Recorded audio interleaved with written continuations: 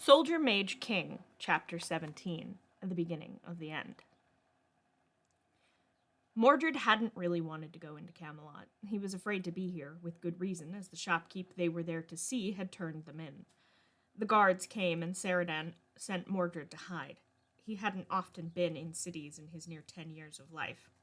Crouching by a well, hoping the shadows would afford him some measure of protection, he reached out his senses as Ceradan had taught him.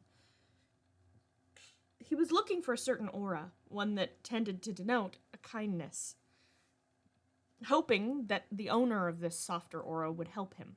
He was not expecting to be nearly blinded by his own magic sense.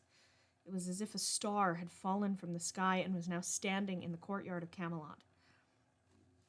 There was only one person this could be. Magic themselves brought to life as the legends had always said.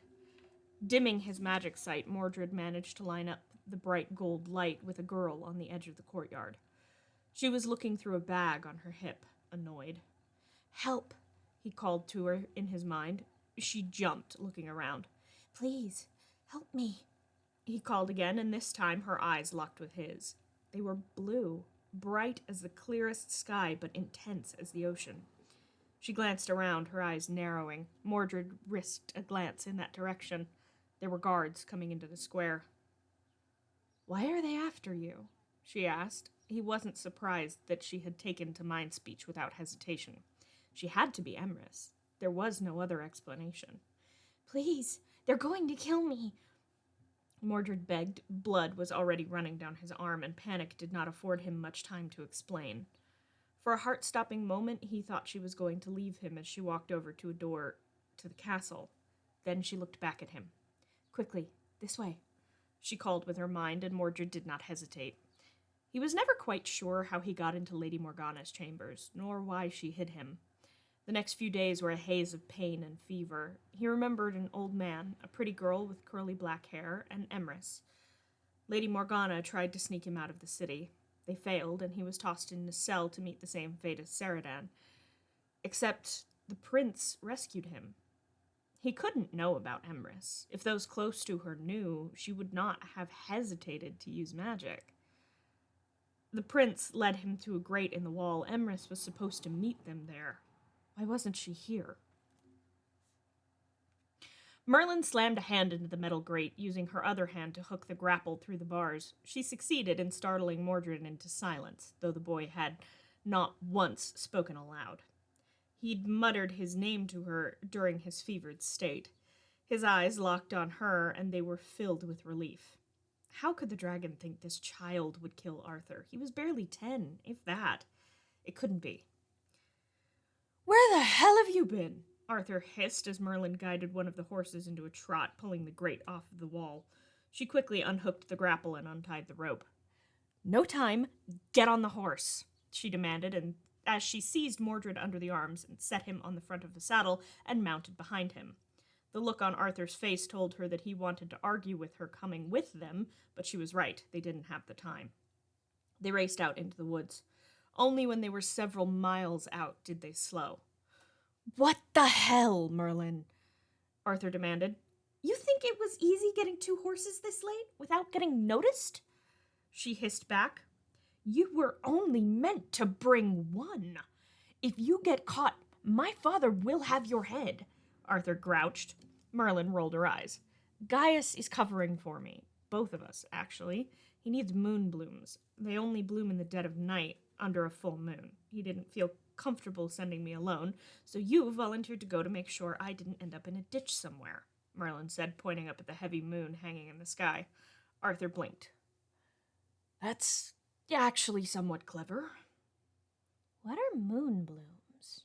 Mordred asked, mind to mind. Merlin wasn't sure she'd ever get used to that. "Moon blooms aren't real, but no one else needs to know that. Besides, our stock of primrose is getting low, and those actually do bloom at night, or rather, evenings," Merlin clarified before realizing she'd spoken aloud. Arthur, though, didn't seem to think it more than her usual chatter. "We'll need to actually gather that before we go back, then," Arthur said, taking the lead. The rest of the ride was quiet, at least to Arthur. Merlin was glad to be riding behind him for once. She hadn't quite mastered schooling her expression into not giving away the mind speech Mordred used. "Thank you for coming, Emrys," he said, leaning back so he could smile up at her.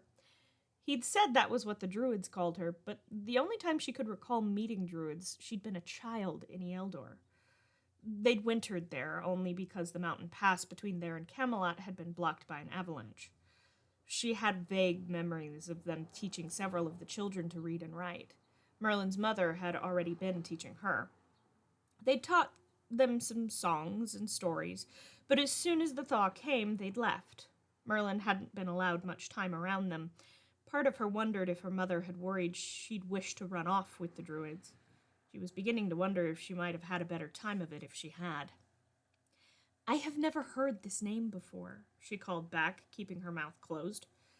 "I do not understand why you call me this. How can you be sure it's me?"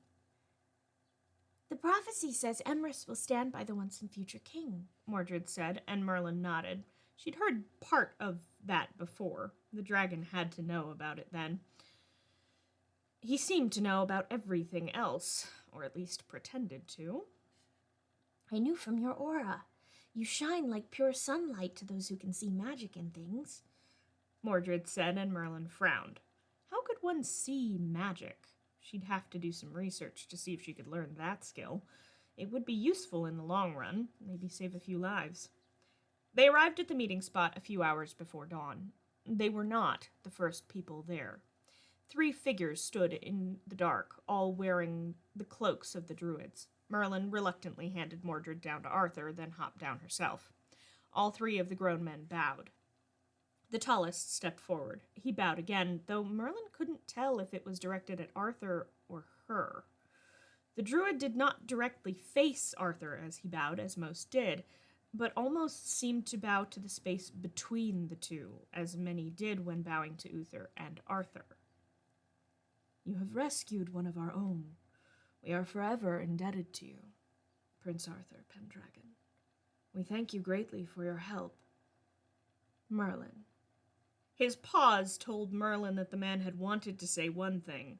His eyes flicking to Mordred told her that he had protected her secret.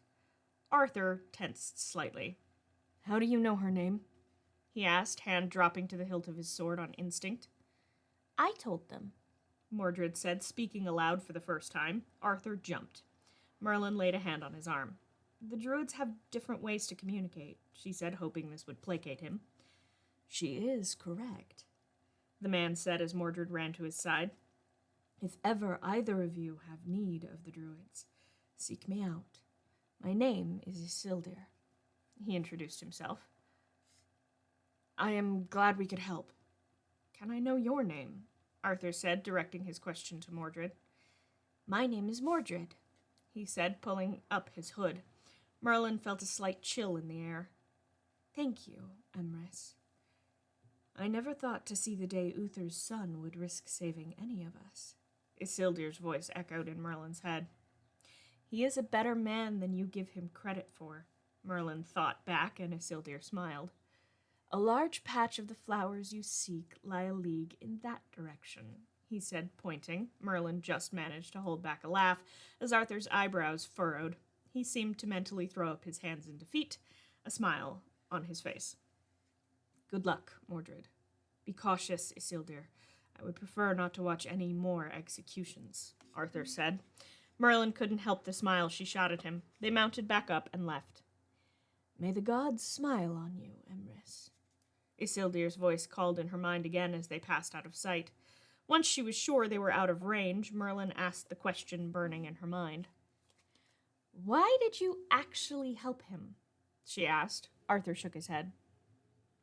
"I won't watch another innocent die if I can prevent it. The boy did no harm. Neither did his companion. My father is far too harsh when it comes to things like this. It has never sat well with me. Perhaps I'm mad for going against him like this, but I truly believe the boy is harmless," he said, and Merlin nodded. She wasn't sure she agreed, not after everything the dragon had been right about. Could it be that Arthur would be better if Mordred was gone? She shook her head again. It didn't bear thinking about now. The deed was done. The boy lived. The dice had been tossed. There would be no changing how they landed.